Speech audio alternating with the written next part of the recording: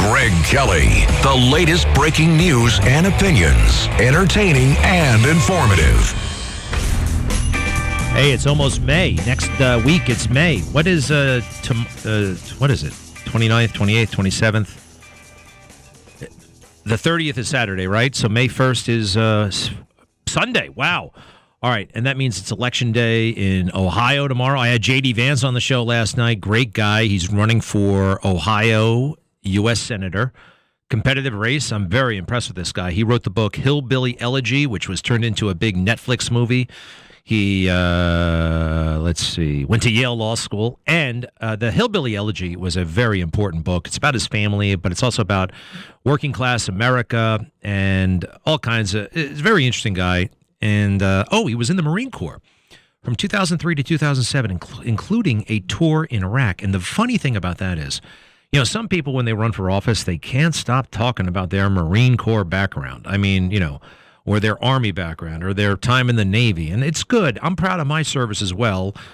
I quite frankly, come to think of it, have been talking more about it in recent years than I have in the past. But it turns me off a little bit when they wear it on their sleeve. And I think this guy, J.D. Vance, has been very cool about it.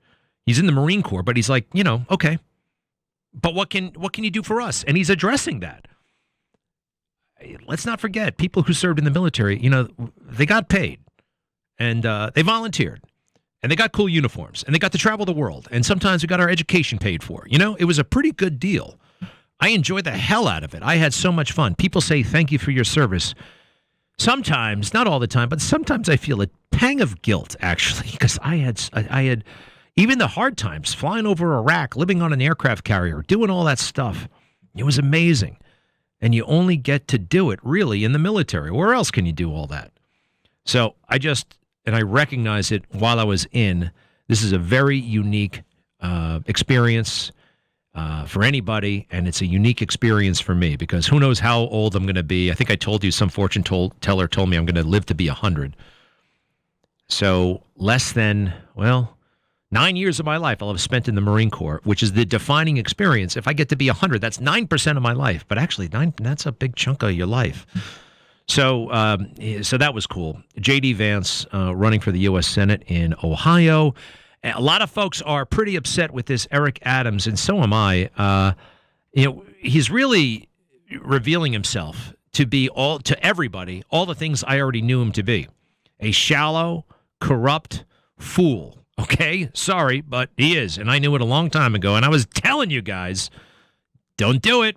Don't do it. But too many were dazzled by the nice suits and the earring, and oh, wow, what a cool guy. Oh, and he says he doesn't like Black Lives Matter. Amazing. Oh, he says he doesn't like crime. That's amazing. No, that's not amazing. That's just not amazing. You could say it's amazing in the Democrat Party, these days to say some of that, but it's what can you do? Is there any follow-up? And there's none. There's absolutely none. You ready? Here he is. Remember, he told us what a crime fighter he was all that time in the New York City Police Department? You know what he's going to do? He's going to settle old scores. He's just into the fact that he's the mayor now. He gets to appoint the police commissioner, a department that basically drove him out, was investigating him. He quit before he could get fired. Never made it past middle management. Now he's the mayor, and he's really, he's high on that. So you tell me, is this a professional administrator? Is this a law enforcement professional bringing all of his skills, all of his faculties, all of his abilities to the fore? What did he say yesterday? What's he going to do? Listen to this. We were so far in the wrong direction. No. I want to hear the one from the speech yesterday. Yeah. I am disappointed in the deployment of transit police personnel. I've shared this before. All of you who take the train, you walk downstairs and you see 5 transit officers standing at the booth looking at their phones. We just can't continue to do that. We are going to start taking very aggressive actions to make sure police are patrolling our subway system and not patrolling their iPhone. And so you are going to see a visible difference in policing in the next couple of weeks to get those officers who are not doing their job to join those officers who are doing their job. And you need to see that. And if you see it, send me a picture. Let me know. Because I go to that district the next day and see exactly what's happening. Send me a shot. New Yorkers, you see that? Send me a photo, and I would be at that station. Wow. How are you going to do that, by the way? Just send me a photo. And even if you could, that's what he's going to spend his time doing. Yeah, I could actually see that because he doesn't know what he's doing. He doesn't know how to do it. He doesn't understand power. He's not an administrator. His political instincts are terrible. Remember, he only got 200,000 votes, okay? This is a clown. And this is what you get.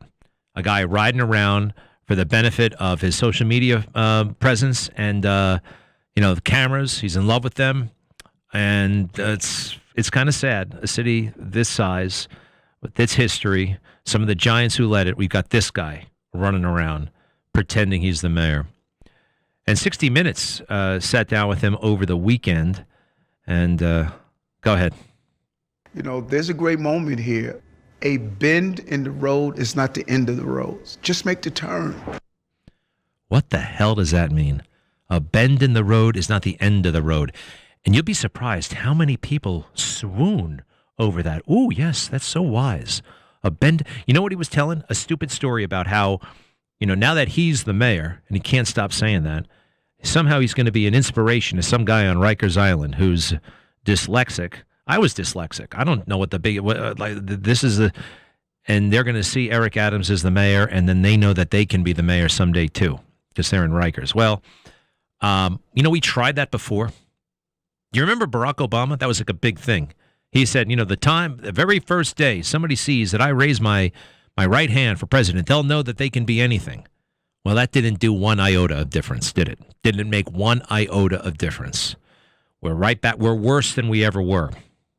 And that reminds me, Barack Obama. Did you know that in certain neighborhoods dominated by people of color, reading a book is considered acting white, and that's a bad thing? You don't want to be seen as too literate. You don't want to be seen as too eloquent because they will say that you're acting white. I think that's a pretty horrible thing, but apparently it's true, and I heard it from Barack Obama. Now, where do we have that? Okay, here we go. In 2014, he only went here every now and then because the woke left hated it. They wanted to talk about white supremacy. They wanted to talk about systemic racism. They never wanted to talk about culture. They never wanted to talk about responsibility. Occasionally, Obama very, very tentatively would put his toe in that water and then never do it again for 5 years. Well, here he is. One brave moment. Cut 44.